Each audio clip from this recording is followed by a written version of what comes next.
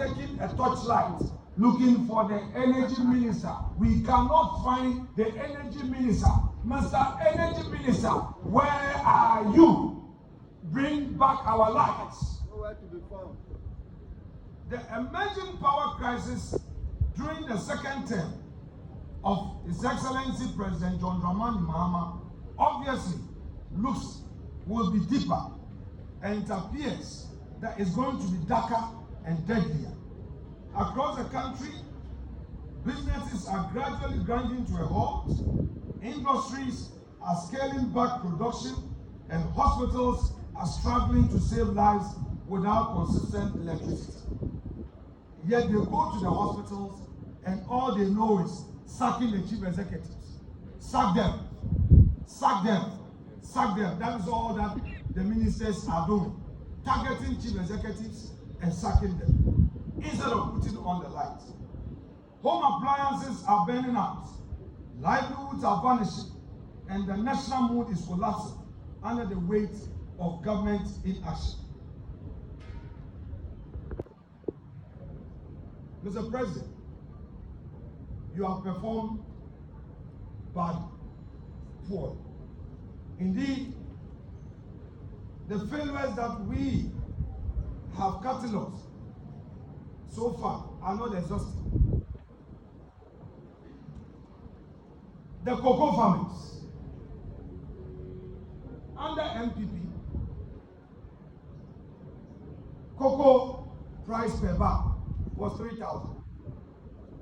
They promised to increase it to 6,000. We had it at 3,100. They said they were going to increase it to 6,000. Today, they are reneged on that promise, and they tell us that they didn't know the scale of the challenge. Really? So they didn't know and they were promising. We don't need symbolic gestures. They are only engaged in such practices and neglecting the structures.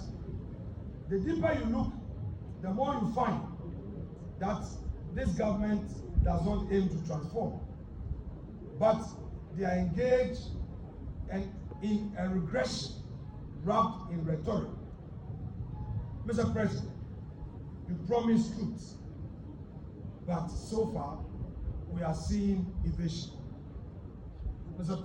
President, you promised inclusiveness. Today, you are serving us with exclusion. Your Excellency, you promised partnership, but what we are experiencing from your government is punishment. You promised prosperity. What do we see today? Paralysis. NDC, I say to you, you've broken your promise. You have abandoned your own sacred oath as a government. You have abandoned your own manifesto. You've trampled upon the hopes of the nation in search of a meaningful continuity. But this country will not surrender. We, the minority, the mighty minority, will not sit back as you redefine and ruin reforms. We will not let you stretch your stay or mutilate the Constitution. After 120 days, we clearly see your schemes. We see your lame-duck days. We see a government without hope. We see bitterness along the way. But we promise the people of Ghana that we will stand by you, we will stand with you, and we know that come the next cycle of elections, NPP will have an opportunity to reset this country on a positive footing for a better. Thank you so much.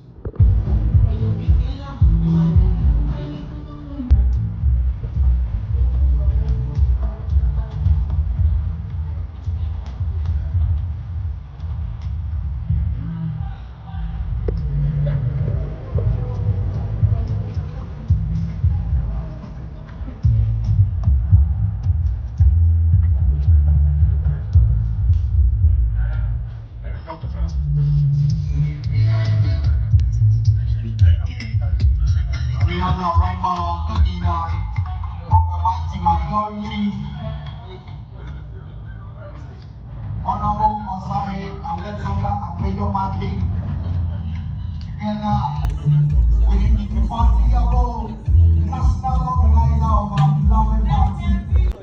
My chairman is inside. Come here, baby, baby. Oh, come here, come here. What 120 days Mahama has been. Quick introductions and then with us this morning, the finance and administrator of the party. I see also Mr. Sonaj Amponsa next to him. He's the director of external affairs of our party. My own deputy, Dr. Asedu Kukro, is here, deputy director of communications here. I see the minority third whip is here in the person of Honorable Jerry Ahmed Shai is here. The Osahini, the Honorable Alexander Kwamina Afenyo Markins is here, the leader of the mighty minority in Parliament. Thank you very much, media, for coming. And as you are aware, today's press conference is to address the bitter 120 days we have endured under His Excellency John Dramani Mahama and the NDC. We have two speakers today. The main act will be the Honorable Alexander Afenyo Markins, who will give the main speech. And leading the way would be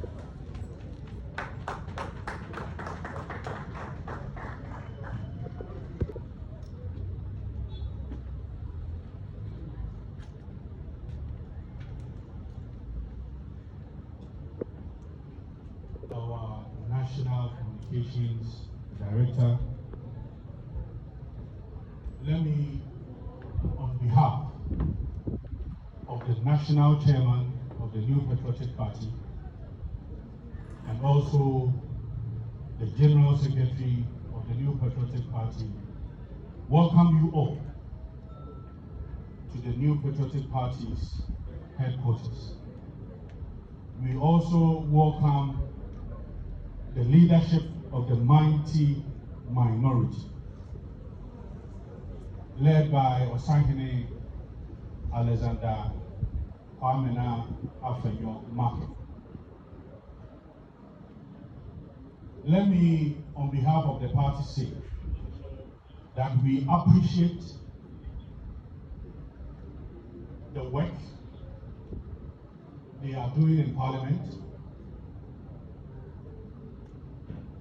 the commitment, the dedication. Yes, we know that we are few in Parliament, but we also know that we are mighty minority.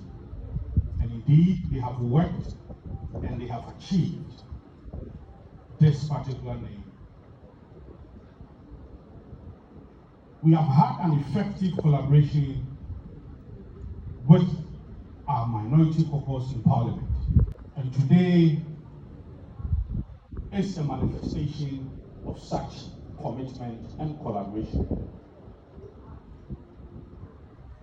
The President yesterday set some questions for himself, and then afterwards he graded himself and said that 100% or so. But today we have the mighty minority here. Here are the NPP's headquarters to respond and to also let Ghanaians know that for the past 4 months, it is rather bitter 100 days. So once again, ladies and gentlemen, our friends, our cherished friends from the media, we welcome you all here. Let me boldly welcome the minority leader, Honorable Alexander Kwamina Afenyo Markins Osahini, to give us the 120 bitter days of the NDC led by John Dramani Mahama.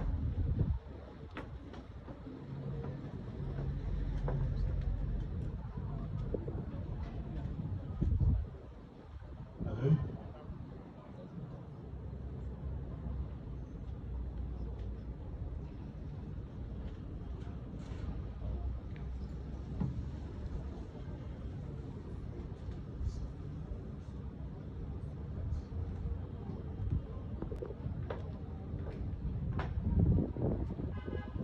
Thank you very much, National Organizer of the Party,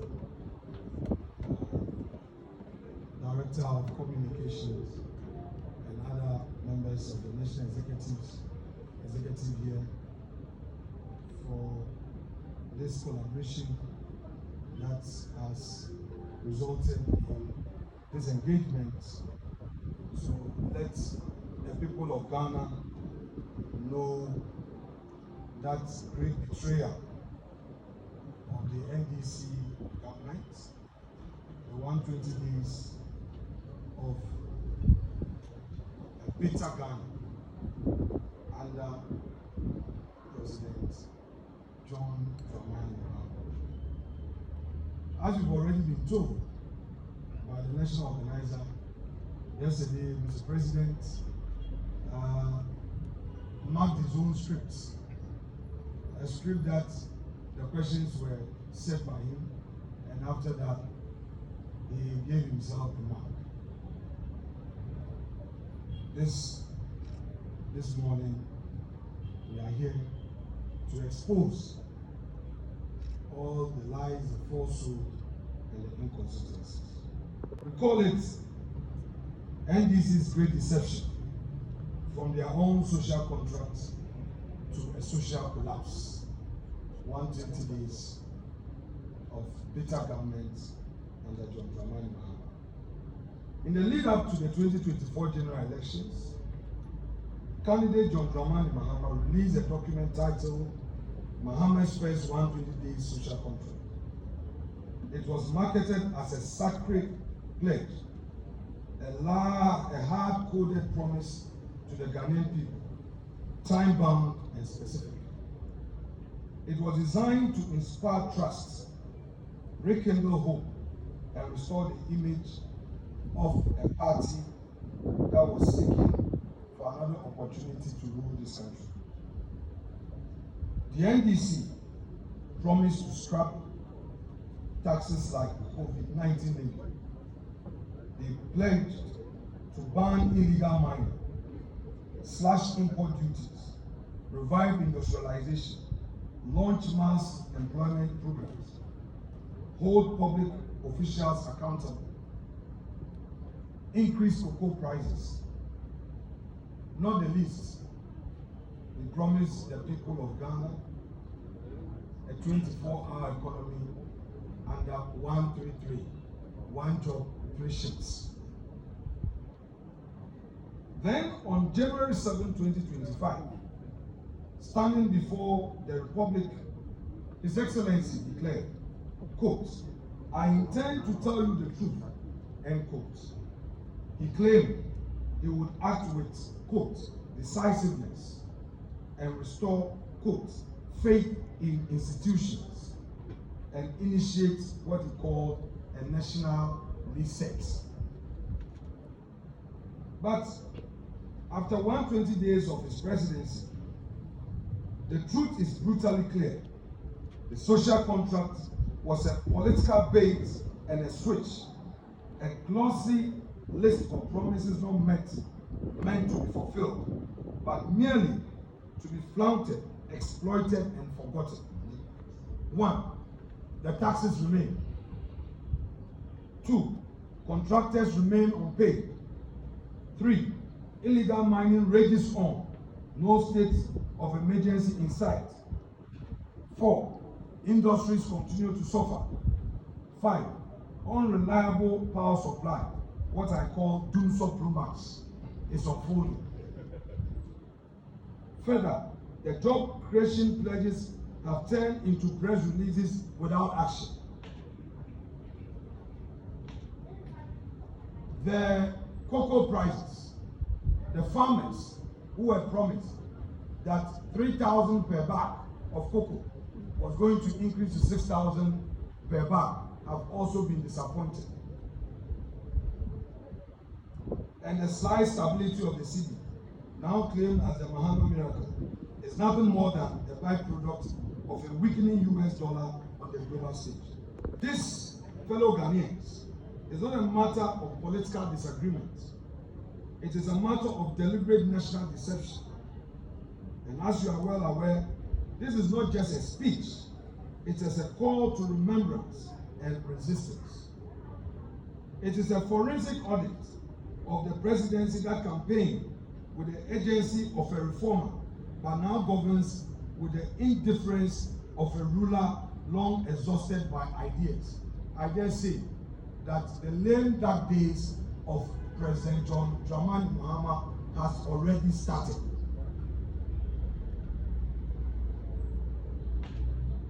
Today, what we urge Ghanaians to do is to rise up to defend the Republic. And above all, what is happening today is a clear warning. And we will not sit quietly while the will of the people is traded for political convenience. Now the 120 days are over. The promises have collapsed. The excuses have run dry. The reckoning must begin. Let it be said plainly to every Ghanaian. You were not given a reset.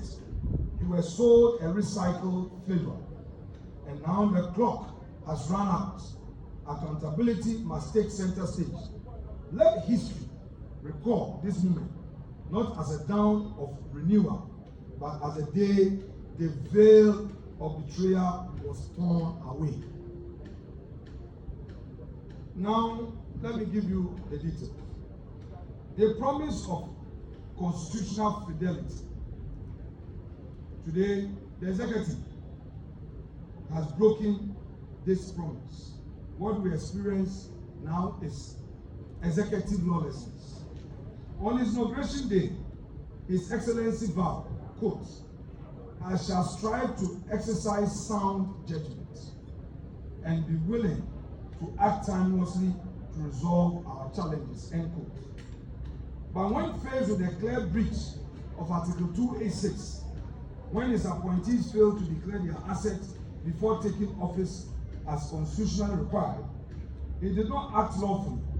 He invented a bizarre punishment, a 3-month salary forfeiture, no referral to the Commission on Human Rights and Administrative Justice, no investigations, no accountability. What the president did was not a legal remedy. It was a constitutional betrayal. By failing to uphold the law, the president brought his own oath and the entire presidency into disrepute. Now they also pledged of security. They themselves, by their own actions, have undermined this through their neglect and the military politicization. In his inaugural address, Mr. President passionately said that he was going to secure our sub-region, and quote, "We must work together to keep our sub-region safe," end quote. Yet under his own watch, Boku bleeds. Boku bleeds. The president offers neither decisive intervention nor compelling empathy. I repeat, today, Boku bleeds. The president and his government offer neither decisive intervention nor compelling empathy. Instead, this government has destabilized our armed forces, pegging seasoned, loyal, and trusted officers and replacing them with partisan subordinates. The fact is, the government is not protecting the state. The government is politicizing its spine. The commander-in-chief who weakens his own forces in a time of crisis is not a leader. We dare say, Galamsey retreats. President Mahama promised Ghanaians that he would act decisively and swiftly as our country's leader. In his much trumpeted social contract with the people of Ghana, President Mahama solemnly pledged, quote, ban illegal and new mining activities in forest reserves, roll out our Tree for Life and Blue Water Initiative to heal and sustainably harness the environment, end quote. And yet, illegal mining has flourished under his silence. Foreign nationals caught in Galamsey operations are deported, not prosecuted, contrary to the campaign promises. The promised repeal of the LI 2462 remains unfulfilled. The rivers continue to run red, the forests are gashed open, and the president who accused Nana Akufo-Addo's administration of inaction on illegal mining and promised decisive action offers excuses. The government's inaction on illegal mining is not just disappointing, it is a betrayal. While in opposition, the NDC loudly declared that if elected, they would impose a state of emergency to confront Galamsey head-on. But 120 days into the government, not only have they failed to do so, that they have completely abandoned the agency they once preached. Illegal mining continues to devastate our rivers, poison our land, and displace entire communities. The promised state of emergency has vanished, replaced by silence and inaction, while the sector minister sheds crocodile tears on national television over a sorry state of our rivers, forests, and farmland. This is not leadership. This is not leadership. It is cowardice dressed in empty campaign rhetoric. It therefore came without a surprise to the people of Ghana when recently, on May Day, organized labor, speaking through its Secretary General, boldly condemned the extent to which Galamsey is destroying our environment. And to quote organized labor, Galamsey has worsened within the few months that the NDC assumed office. So all the 8 years that they said the NPP was unsuccessful in dealing with the Galamsey issue, today, organized labor is boldly telling us and saying it to the face of the NDC administration that within this short period of governance, the situation has worsened. I leave it to your judgment. Inclusivity abandoned. Mr. President promised the nation of a leadership of inclusiveness. Today, what we see is the massacre of livelihoods. In his inaugural speech, Mr. President declared, every Ghanaian has the opportunity to contribute to our nation's story, end quote. And yet, since taking office, his government has waged an unprovoked war on public and civil servants.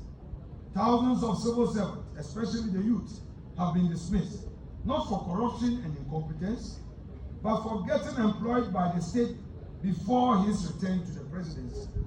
In their place, party executives are being recruited. Teachers who were recruited and posted into remote communities to teach have been sent home. Nurses who were recruited and were in hospitals and at our health centers helping the poor have been sent home. Efforts to recruit more nurses have been put on hold. Those who graduated from nursing schools and expected to be posted are still at home, have become desperate.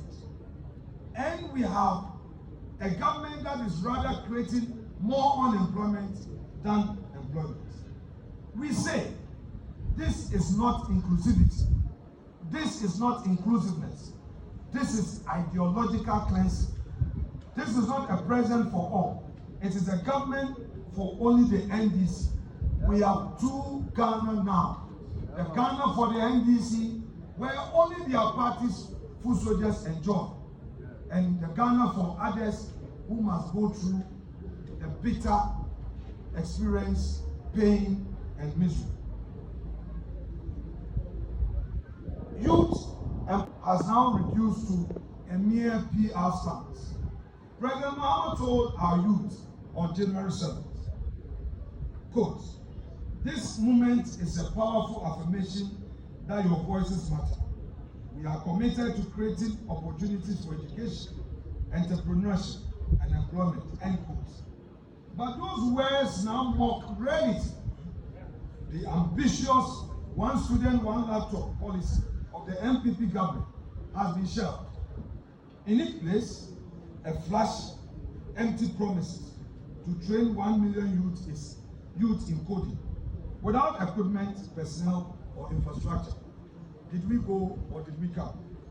Governance has been reduced into theatrics and empty promises. Today, we, the mighty minority, boldly remind the president that the digital transformation cannot be downloaded onto our national digital network by beautiful speeches and launching ceremonies. And Ghana's youth deserve tools, not talking points. I repeat, the youth of Ghana deserve tools, not talking points. Now, power sector sabotage. From light to darkness. From light to darkness. When Ghanaians say let there be light, the NDC say let there be darkness. So we have a Doomsday Pro Max. Darkness, darkness, darkness. Mr. President promised to fix Ghana's energy crisis. He accused his predecessor of failure. Although NPP came to meet Doomsday and fix the Doomsday, yet during the campaign, Mr. President and his party rather accused NPP of not keeping the lights on.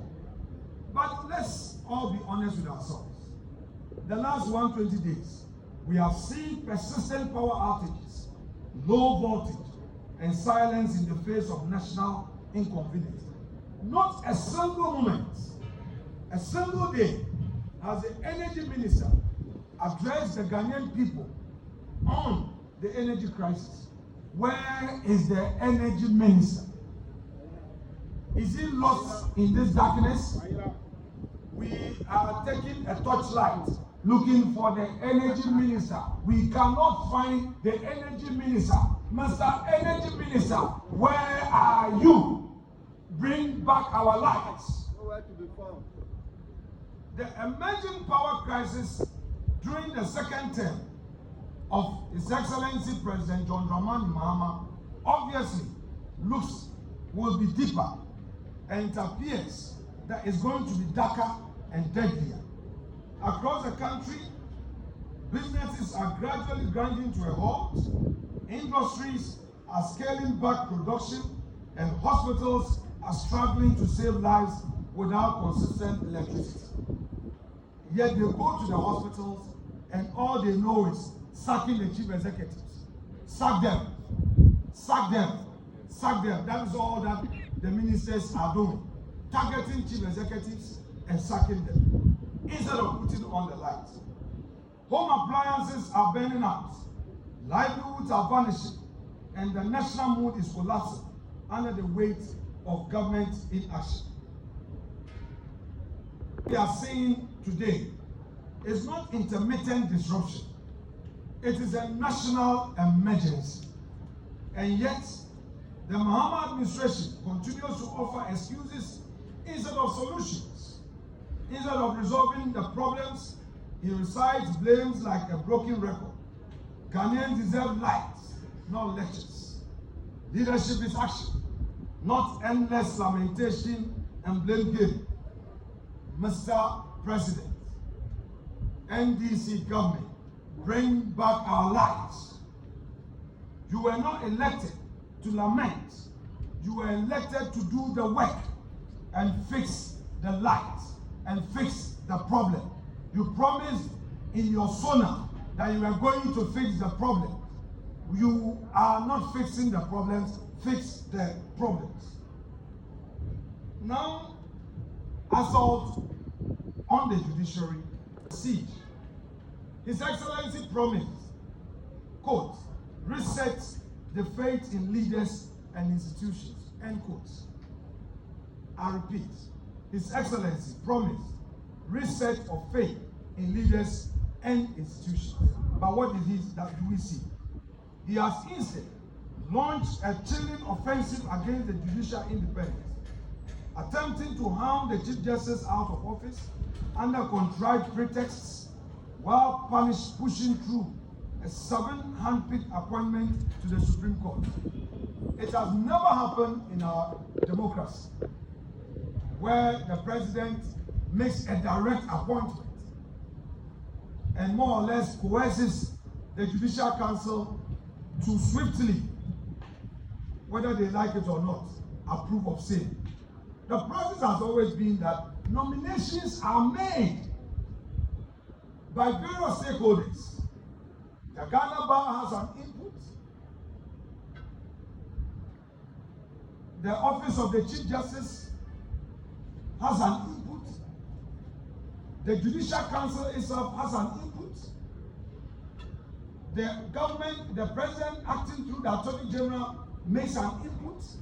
And all these names are deliberated upon, discussed in detail, and a recommendation ferried to the president for further action.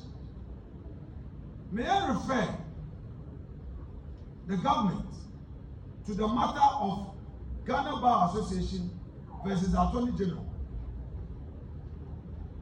where Tadio Sori, the lead counsel for Ghana Bar, made strong arguments on this matter. It was a situation where the Judicial Council had made some recommendations in a certain order of merits for the president to exercise the discretion of appointment. And even so, the Ghana Bar questioned the exercise of discretion and argued, among others, that since there was an order of merits upon which the recommendation was mounted, the president couldn't have chosen from the bottom, because we have my Lord Mafusau, we had Professor Henrietta Mensah Bonsu, followed by my Lord Yawako, and then lastly Mr. Scott Puama, as he then was. Yet the president chose from the bottom two, and Ghana Bar challenged this at the Supreme Court. The Supreme Court ruled that, well, that recommendation was an advice, and to the extent that all of those 4 individuals were recommended to the president could choose from the bottom. The president could choose anybody and was not bound by the order of merit. So clearly, a procedure, a practice as to how a justice of the Supreme Court is appointed is known. So why would the president write a letter that is made appointment and urges that upon the Judicial Council to, at all costs, approve of same? This is very rich.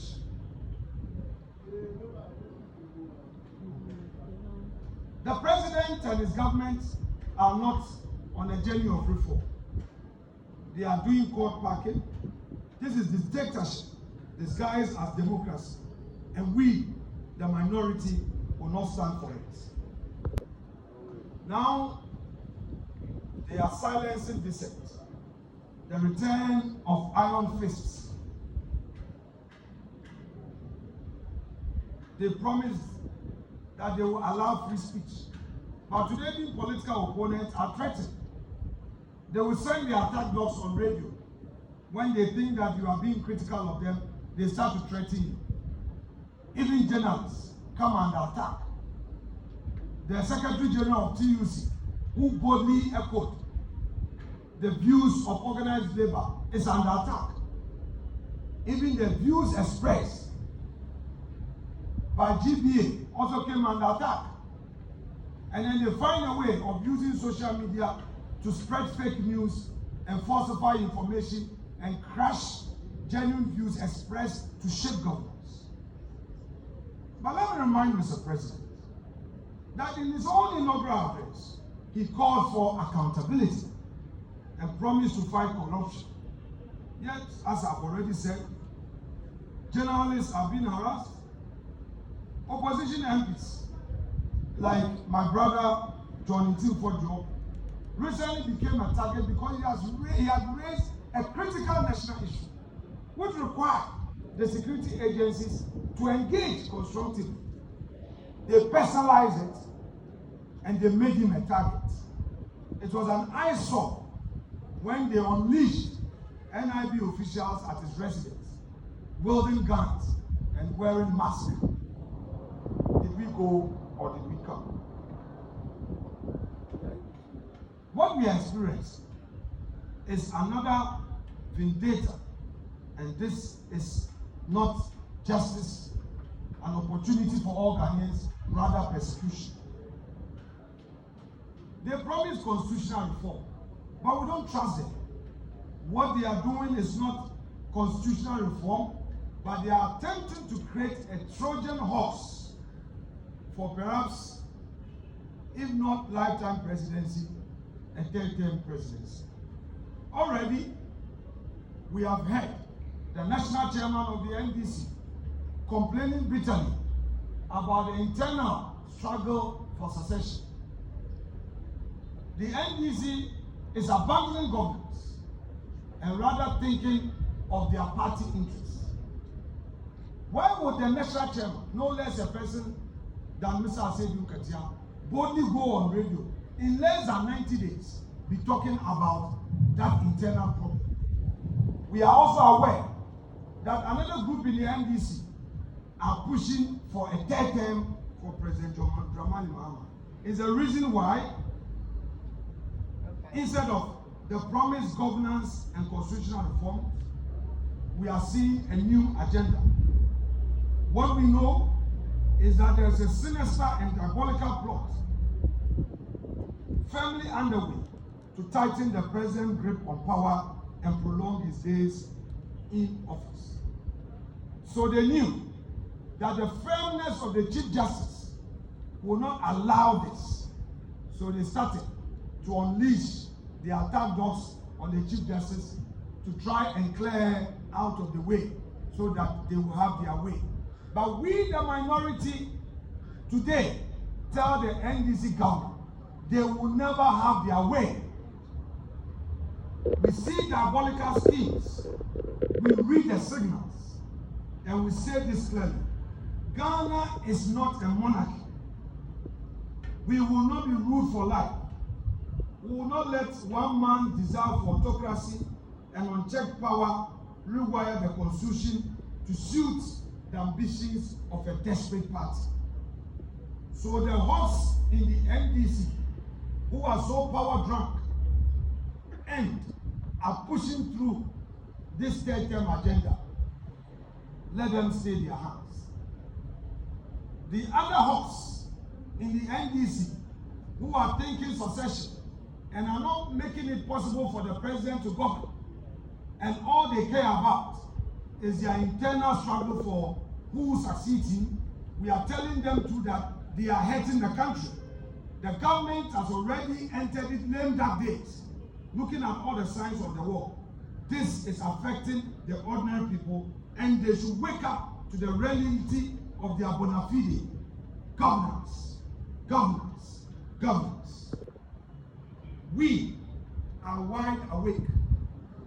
The NDC should not be under any false impression that with their 183 plus others in parliament, they will find a way of forcing their way with very unconstitutional reforms through parliament. The mighty minority will not allow them to have their way. We will stand firm with the people of Ghana and fight all illegalities in parliament. We trust that Mr. Speaker would accord us the necessary support to air our views on the floor of the House. Now, let me turn my attention to the private sector. The NDC is collapsing the private sector. The government is punishing producers. On the day of his inauguration, Mr. President called on business leaders to help him shape, quote, an environment where creativity thrives and where fruits of their labor contribute to the collective welfare of our nation, end quote. But 120 days, that appeal has curdled into betrayal. Businesses across the country, small, medium, and large, are suffocating. Why? Because the very government that promised partnership has become a predator. Suppliers, contractors, service providers, Ghanaians who finance and fulfill government contracts with their own resources or bank loans have not been paid. Some have been forced to shut down. Others have laid off workers, and countless others have plunged into debt, despair, and ruin. This government is presiding over economic vandalism, masquerading as governance. When the government refuses to pay its debts, it collapses the very economy it claims to lead. Mr. President, you cannot pay the people of Ghana who have sacrificed to work, to build our infrastructure, who have supplied to state institutions. You cannot decide not to pay them. This amounts to the government sabotage of business. NDC government, you are ruining the businesses you came to meet. Your actions are becoming a liability. Now, on the import duties, we go on import duties and the COVID-19 levy. In his inaugural speech, the president acknowledged the pain of Ghanaians, promising to change the destiny of this nation of ours. But this government continues to allow what they have called during his days in opposition, crashing levies and regressive taxes on the backs of the sovereign people of Ghana. He promised to review and reduce import duties to make it easier for traders, importers, and consumers. He has not. He promised to abolish the COVID-19 health recovery levy because the pandemic is long past and the people's pockets are exhausted. He has not. Instead, this government has maintained and even compounded the cost of living for every Ghanaian household. Prices continue to surge, markets remain unstable, and traders groan under taxes that, by his own standards, serve no current purpose, but enrich the bloated state machine. Promises under the NDC government are no more sacred.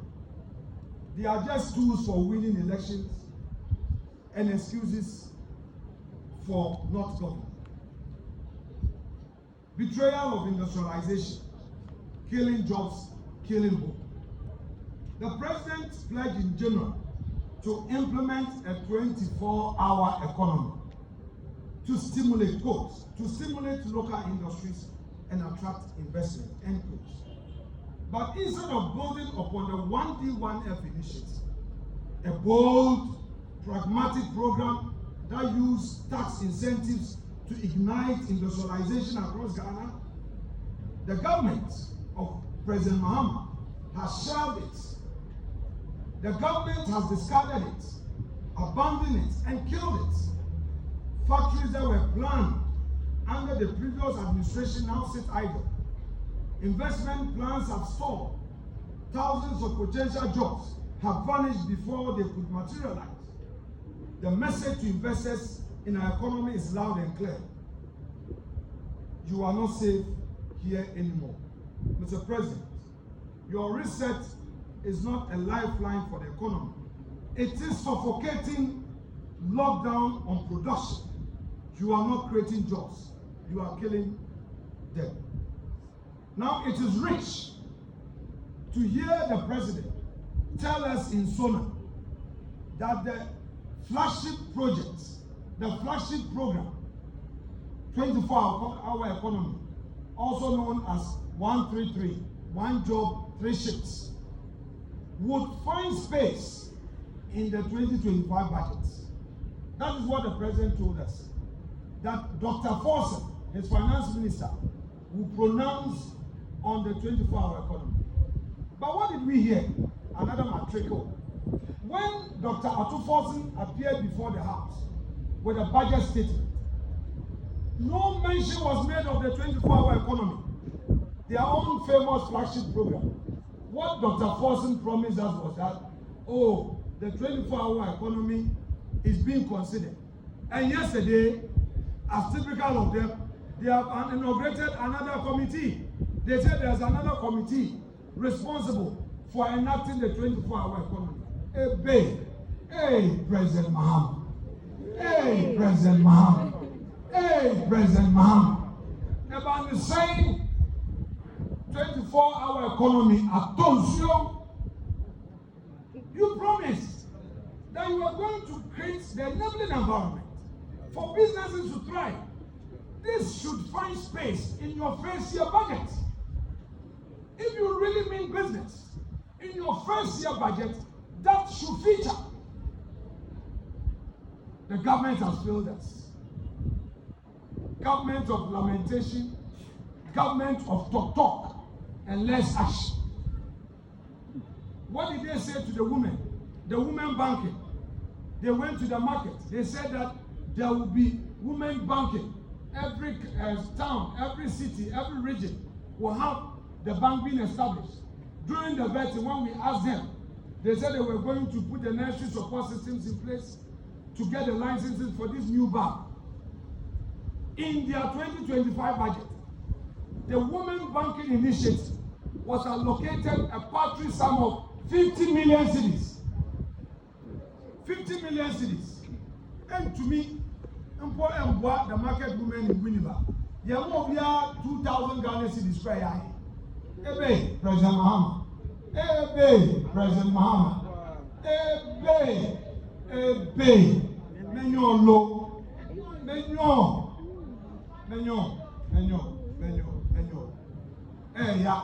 Yet they gave over 6 billion to their so-called Galamsey board.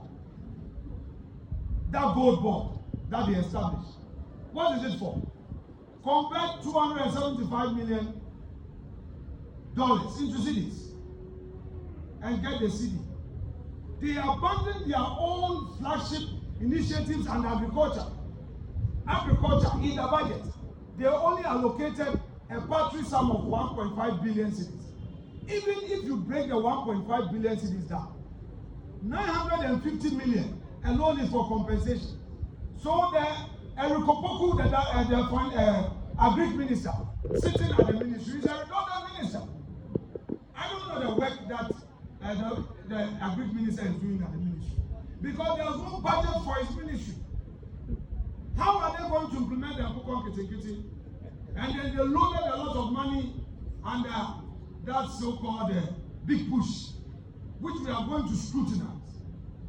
They did nothing for agriculture. They did nothing for the women banking. Yet they are promoting Galamsey. How do you say that you are establishing a gold board that is going to buy equipment for small-scale miners? How? It is a requirement. Go and read the Minerals Commission Act. If you want to go into mining, one of the requirements is to show your financial capability. You must show that you have the means to go into mining. So if a government tells you that it's going to buy equipment for miners, you should take it with a pinch of salt. What they are telling us indirectly is that their party boys involved in Galamsey are going to get equipment. And they say they are going to give them soft loans. Really? Government going to give loans for mining? They should tell us plainly that they are rather buying equipment, giving them money to promote Galamsey. And that is what we see.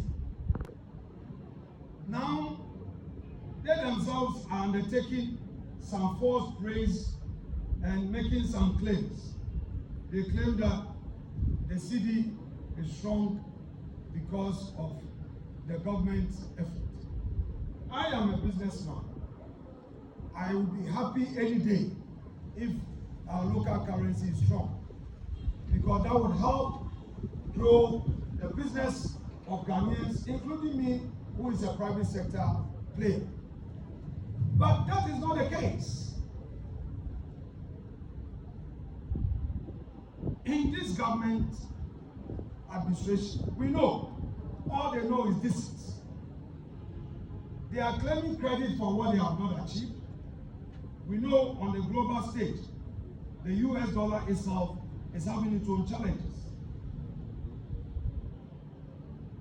Recently, the Eeii US dollar index, measuring the dollar strength against a basket of major currencies, indicated that the US dollar has slipped below 100 as market rule from rising sell America sentiment. The dollar is weakening not because the cedi is strong, but because investors are losing faith in the greenback itself. As Nigel Green, CEO of the Eeii Group, warned just last week, quote, "Dollar dominance is being critically diluted. Trump's erratic tariff policies, investor disillusionment with US equities and bonds, and global power realignment are fueling this slow but seismic shifts." End quote. So this is not an NDC miracle. This is a global monetary turbulence. This is currency recalibration on a planetary scale. So I'm telling the finance minister, go and pay the suppliers. Go and pay the contractors. The contractors must get back on the road. Government construction projects must resume. Pay the contractors and stop holding back people's money. Now, there may be some few steps forward. We, as a responsible minority, will be objecting. What are those few steps forward? Well, we are aware that they managed to take away the e-levy, betting tax and emission levy, that they have said so. But the real issue is that the promise of no academic fee policy for first year students, they continue to talk about it. Have those students had the refunds made? When Akufo-Addo promised free SHS, it was contained in his first year's budget. Students were not asked to pay for later refund. No. They promised Ghanaian students in the university.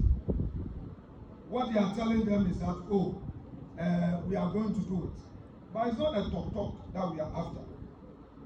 We must equally be clear that some of the achievements that they were talking about yesterday far short of the scale and the urgency of the promises they made to the ordinary Ghanaian.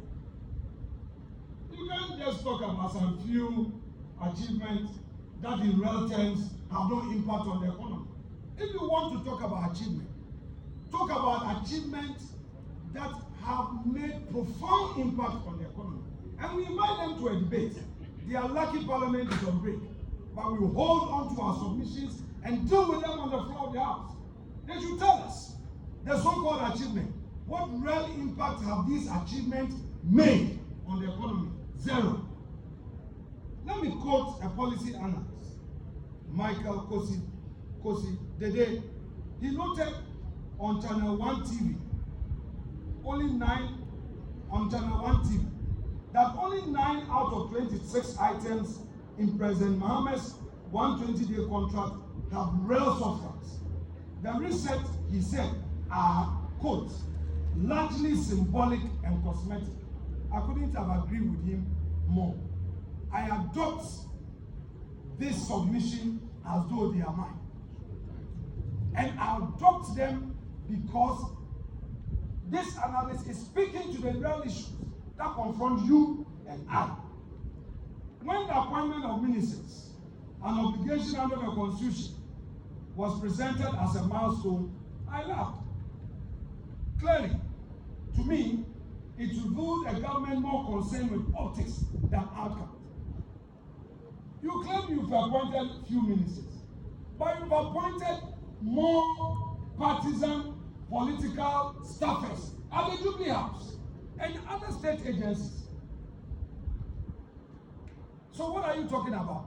Let me give you one example. Honorable Felix Pachi Fosu, the Minister of State responsible for government communications. We are told that the ministry was collapsed and he is there as government spokesperson. But he has some 3 deputies. They say a deputy government spokesperson, a deputy government spokesperson.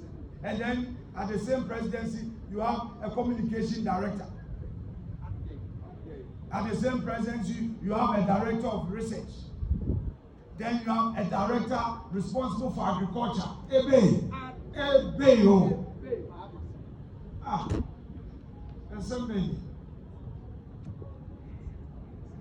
So Erikopoku is not competent. Erikopoku, as your lead servant on agriculture, you say that you are appointing a director of agriculture at the presidency to do what? Yet you come back and say, oh, you promised to do less ministers, so we should applaud you. They should do a much more tidy checklist, and they will know that they failed the people of Ghana. So yes, they may try to pat themselves on their own, on their back, but clearly there is no clear delivery architecture for many of the initiatives that they've introduced. There is no single policy direction for any sector of the economy clearly outlined by the government for each ministers. No enforcement mechanism, no timelines. In too many instances, governments have substituted symbolism for substance. What we are witnessing is not the architecture of a national renewal. It is a scaffolding of political theater. Ghana does not need praise points. Ghana needs power, jobs, justice, and delivery. The difference is not academic, it is existential. Let me conclude and make a great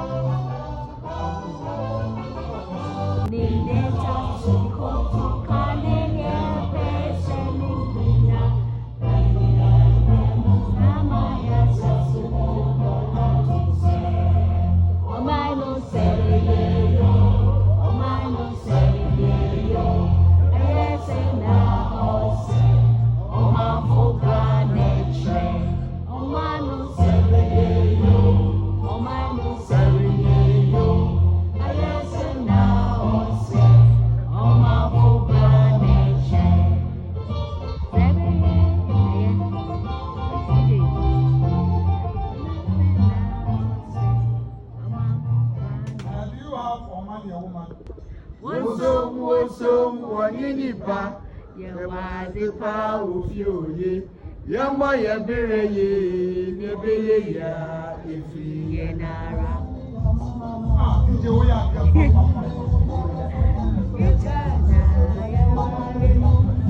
Wosom wanye nipa, yawa zipa ofi oye.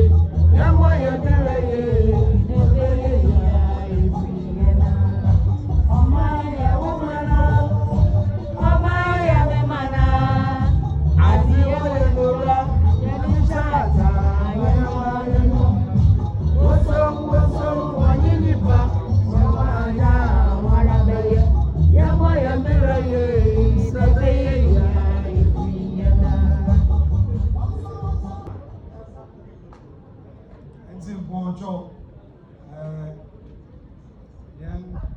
Stations.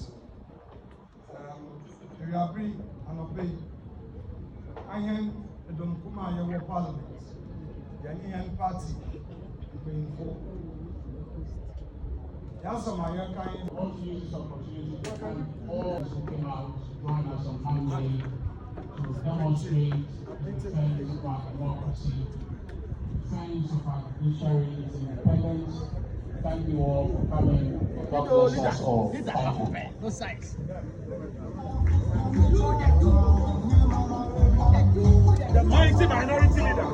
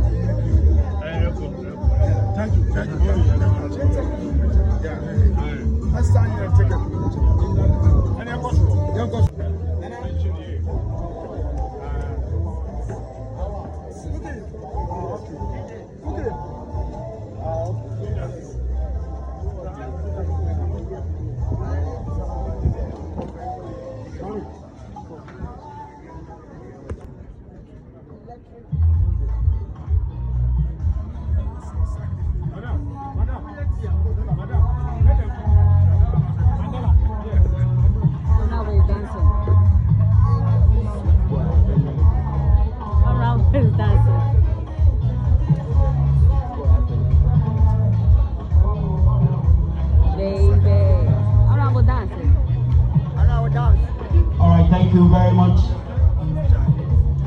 There have been an insightful, thought-provoking statement read by the mighty minority,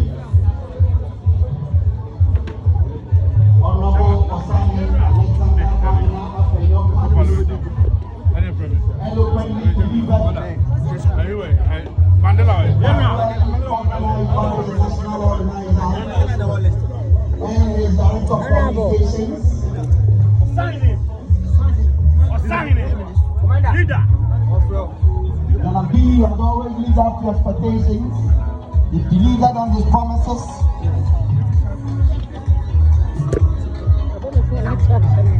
This is the organizer we need to bring back the power. Lawyer Henry Nana Boache. Justin Frimpong Kodia.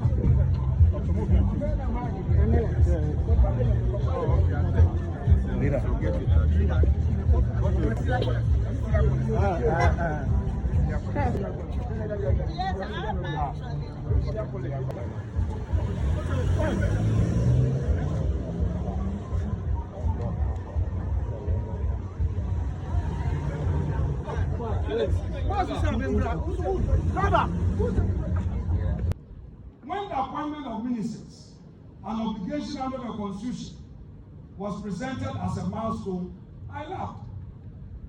Clearly, to me, it revealed a government more concerned with optics than outcomes.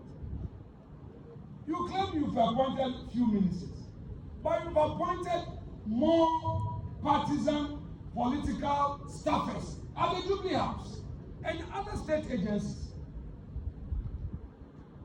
So what are you talking about? Let me give you one example. Honorable Felix Pachi Fosu, the Minister of State responsible for government communications. We are told that the ministry was collapsed and he is there as government spokesperson. But he has some 3 deputies. They say a deputy government spokesperson, a deputy government spokesperson. And then at the same presidency, you have a communication director. At the same presidency, you have a director of research. Then you have a director responsible for agriculture.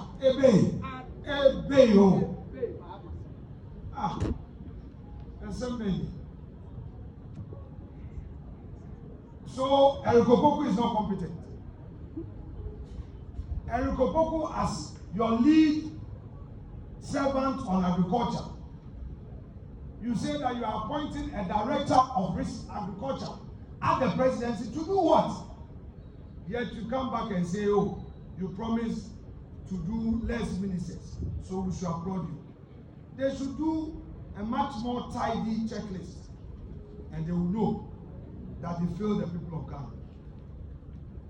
So yes, they may try to pat themselves on their own, on their back, but clearly there is no clear delivery architecture for many of the initiatives that they've introduced.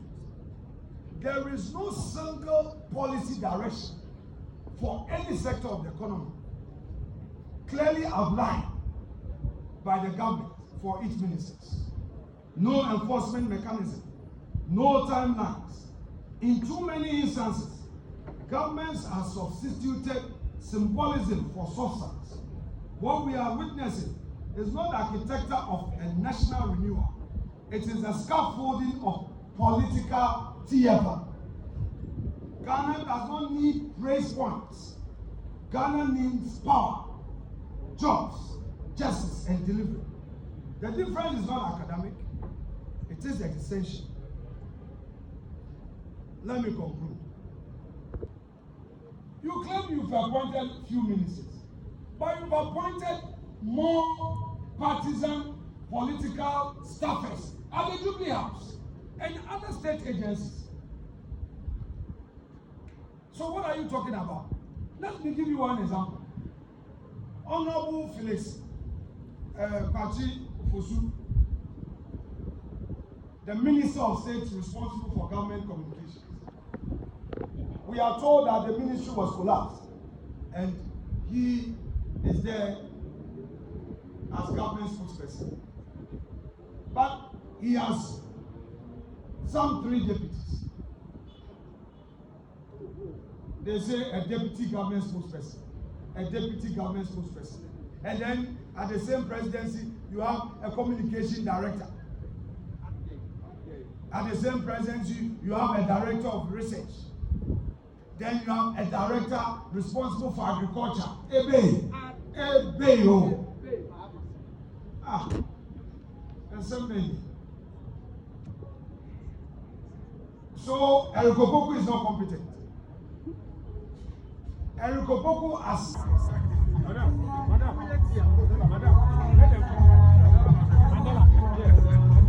Now we're dancing. Around is dancing. We have seen persistent power outages, low voltage, and silence in the face of national inconvenience. Not a single moment, a single day has the energy minister addressed the Ghanaian people on the energy crisis. Where is the energy minister? Is he lost in this darkness? We are taking a torchlight looking for the energy minister. We cannot find the energy minister. Mr. Energy Minister, where are you? Bring back our lights. Nowhere to be found. The emerging power crisis during the second term of His Excellency President John Dramani Mahama obviously will be deeper, and it appears that it's going to be darker and deadlier.